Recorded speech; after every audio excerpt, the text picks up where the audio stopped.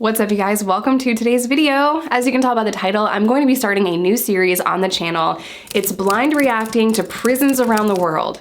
And we're gonna be starting with the one that was the most requested, which is Norway. Now, I have read articles on the Norwegian prison system and I've seen certain things, but I am going to be blind reacting to this video. I'm also going to link the video down below that I'm blind reacting to. It's called Go Inside One of the Most Humane Prisons in the World.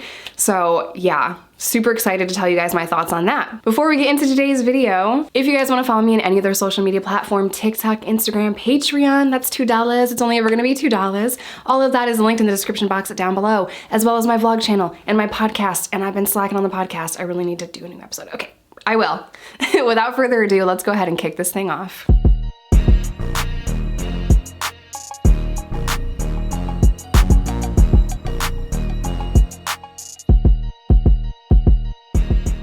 I am so excited about this one. It's a 5-minute long thing, so we'll put it on the screen. I'm so excited. In this vast forest of pine and blueberry is what some call the world's most humane prison, Halden Prison, where new inmates are greeted the way I was, with a handshake. Okay, we're just gonna have to go ahead and pause it there. A handshake. Inmates are greeted with a handshake?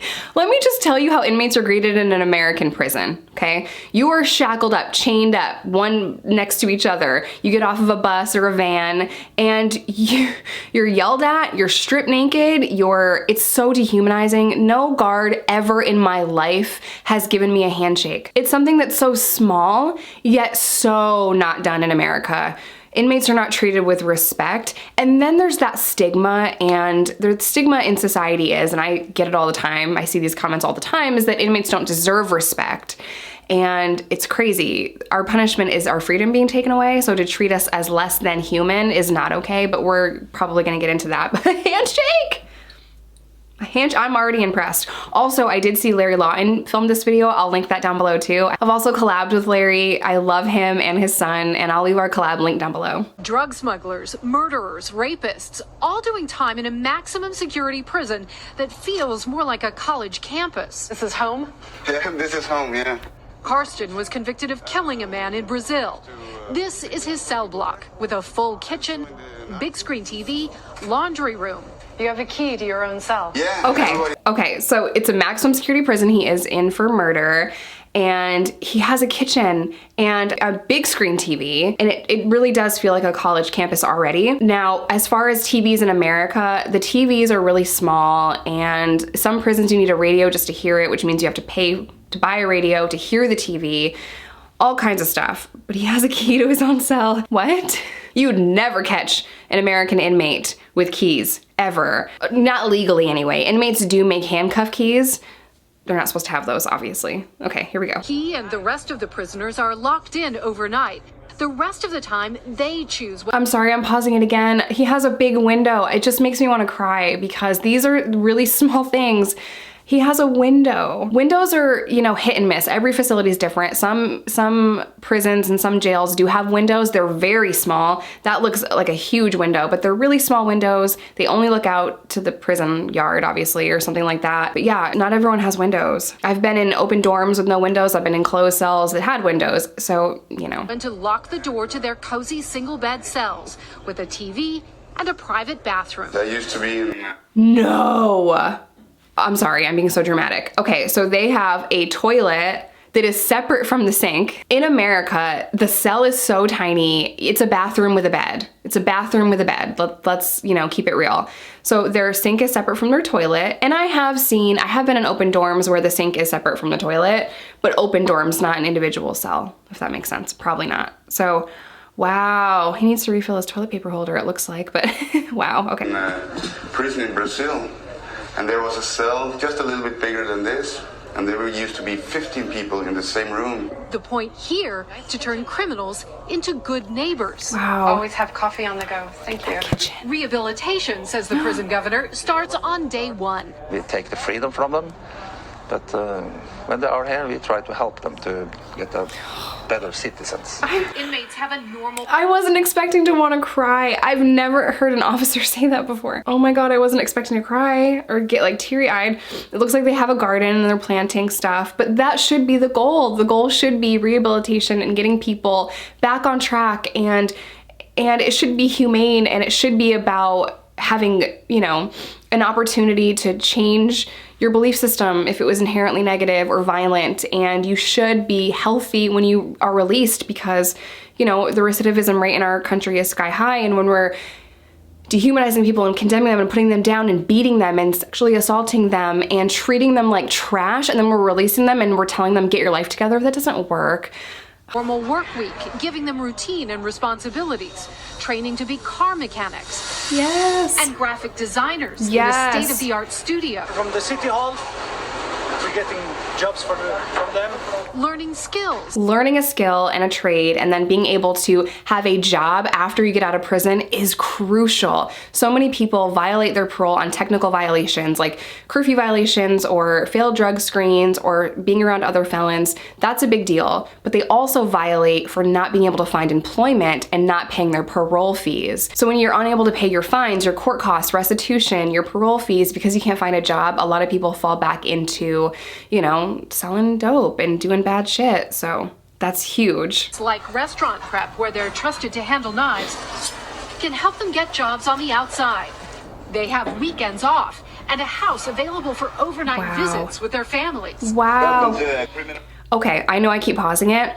It is so important to be able to have a visit with your family, and I can't even tell you how many marriages fail because a person goes to prison and they can't connect and they can't be together, and the family members of those in prison are often treated like criminals as well, and it's very traumatizing to go visit your son, your daughter, your father, your mother, your aunt, your uncle in prison. It's very traumatizing for the family, it's very stressful for the family, and oftentimes they don't want to go to prison to visit their family because it's so stressful, or prisons are located so far away from where the person actually is from, 4, 5, 6 hours away. Federal prison's a whole different story because they're putting them all around the country.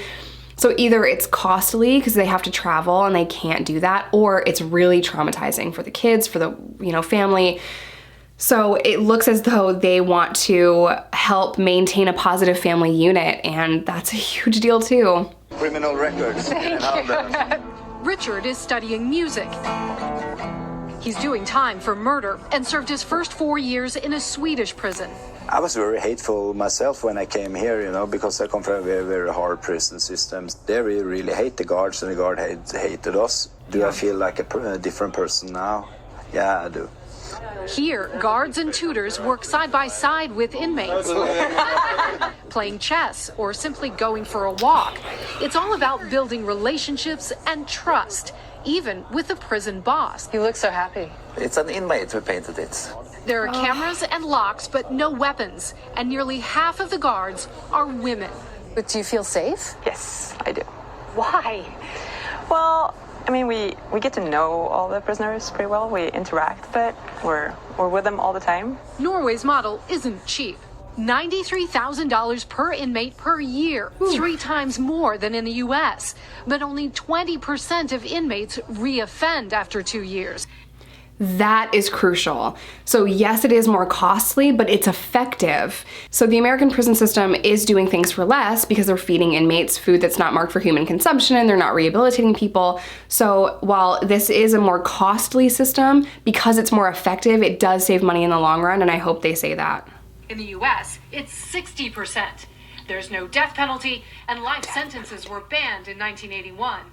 Even Wow. mass murderer Andres Breivik, who killed 77 people in a 2011 attack, was given a maximum sentence of 21 years, though that is extendable. Conservative... Okay, I have major problems with the death penalty because we have seen so many times over and over again innocent people being put to death, and then we find out later that DNA evidence could have gotten them off, right?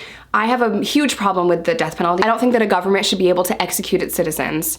However, the maximum sentence for a serial killer, I think it should be life without. That's my personal opinion. I don't think he should have a release date. I think you killed 77 people, you're a serial killer, you should stay in prison forever.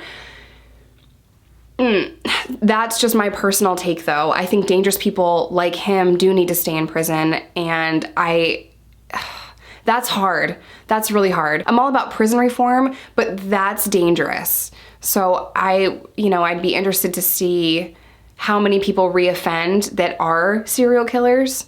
I mean, that's a huge thing. That's not just an accident, like vehicular manslaughter. He's a serial killer. That's a very different thing. Murder can happen. There's so many different circumstances where a murder can take place. I met a lot of women that killed their abusers in prison, and I can do a whole video on that if you guys want me to. This is different, right? This isn't an isolated incident. So I'm a little, I heard that and my stomach kind of dropped because he could get out and reoffend. So I would be really interested to see how often that happens, where a serial killer specifically gets out and reoffends and hurts someone. That scares me. Critics say Norway has gone too far. What about the victims who actually has this feel really injustice that the people who commit this crime can actually live in this luxury? But if someone were to say to you, wow, this looks like a pretty luxurious lifestyle. Most of us aren't going to see it outside for a long time. Outside the wall.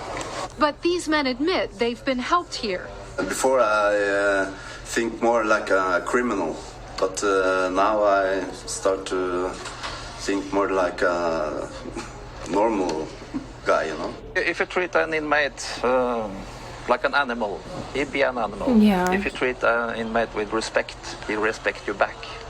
He is a human being. Yeah, we treat them like human beings. Yes. Lessons many here believe could extend beyond these prison walls.